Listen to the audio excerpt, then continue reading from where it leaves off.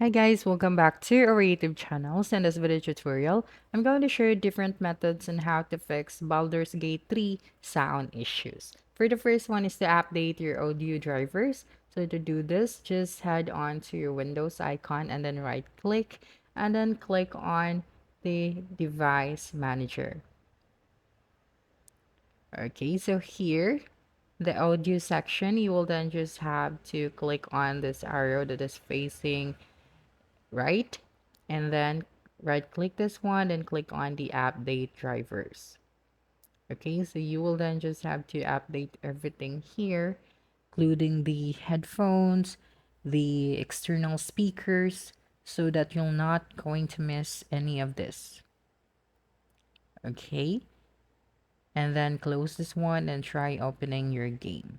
So for our second method is to verify the integrity of game files. To do this, just head onto your Steam and then right click the NBA 2K23, then click on the properties, then click on the installed files, then click on the verify integrity of game files. Now you just have to wait until the process is complete. Next is to adjust in-game audio settings. So you just go to the options and then click on audio. Okay, so you will have to adjust everything here accordingly. Next is to close the background apps.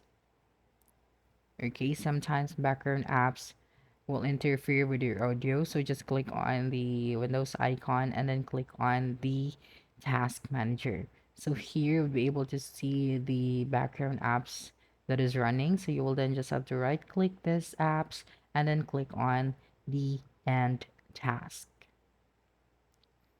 Okay, so just select the apps that you didn't need while playing the game, so you will not going to face any error.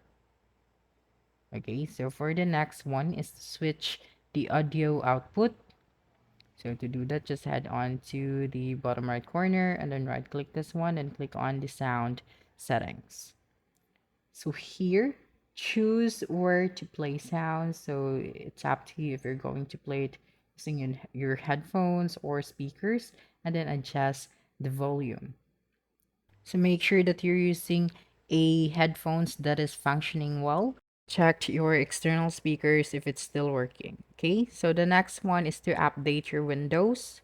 So to do this, just head on to your settings and then go to your systems and then click on the Windows update. So here, just click on the checked for updates and then just wait for a few seconds.